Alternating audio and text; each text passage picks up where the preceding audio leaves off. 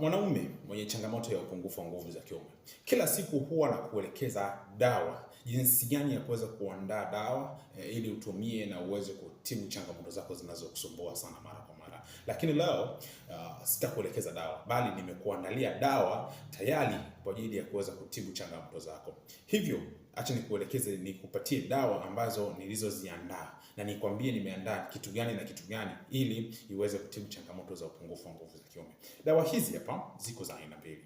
Kuna hii ya maji ambayo ni syrup na kuna hii ya powder. Hizi zote nakupatia kwa gharama nafuu tu ambazo nimeziandaa, ambazo zinatibu tatizo lako la upungufu wa nguvu za kiume. Una changamoto ya kuto kurudia raundi ya pili, raundi ya tatu, yani maana yake kwamba unaenda awamu ya kwanza, huwezi tena kuenda raundi ya pili.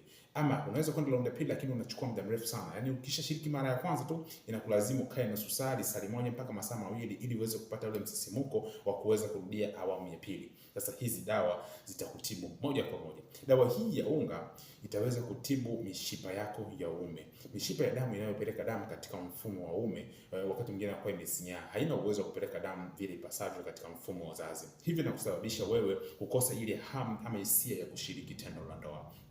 Lakini hii ya maji inatibu changamoto zote. Tukianzia katika upande wa misuli, yani kwamba mwanaume wako anakuwa anasimama lakini haiko strong. Hivyo inakuwa ni legelege sana. Sasa hii itakufanya kwamba awe strong zaidi.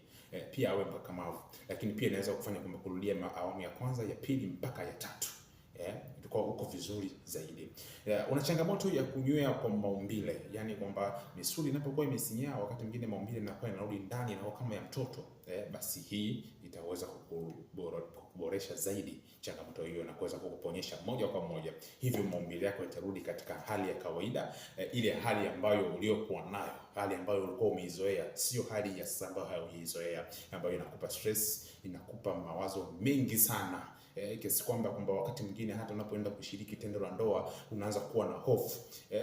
Kwa hali hii inakuwaje? Naweza nikamridhisha kweli huyo mwenza wangu? Ama inakuwaje? Sasa hii inakuwa si kitu kizuri kwa upande wako. Nimekuandalia hizi tiba kwa ajili ya kuweza kukusaidia wewe mwanaume mwenzangu. Popote pale wewe ulipo, wewe mwanaume mwenzangu, basi hii tiba inakuhusu. Tumia hii tiba ili kuweza kurudisha heshima kwa mtu wako ambaye anayekusumbua. Unaona kabisa kwamba hapa heshima kidogo hakuna, basi hizi tiba zinakufaa sana kwa ajili ya kuweza kurudisha heshima, kuwa mwanaume bora kabisa. Uzuri wa hizi tiba bwana, zinatibu, sio booster. Zinatibu na kuweza kumaliza changamoto yako inayokusumbua. Hivyo tumia hizi dawa uweze kuona manufaa yake, uweze kuona ubora wake, urudi katika hali nzuri ya tiba ama hali nzuri ya mwili wako. Mimi ni mtaalamu ninayekushauri kila siku kuhusiana na swala la tiba. Namba zangu za simu +255 752 16 38 38. Usisahau kunifollow katika account yetu ya TikTok ili uendelee kupata vipindi vijavyo na uendelee kupata mafunzo mengi ambayo tunatoa kila siku ya tiba za asili. Lakini pia usisahau kunisubscribe katika channel yetu ya YouTube ili kuendelea kupata vipindi vinginevyo vijavyo na kuendelea kujifunza. Mimi ni daktari wako ninayekushauri, nikutakie siku njema, nikutakie kila la heri. Asante sana.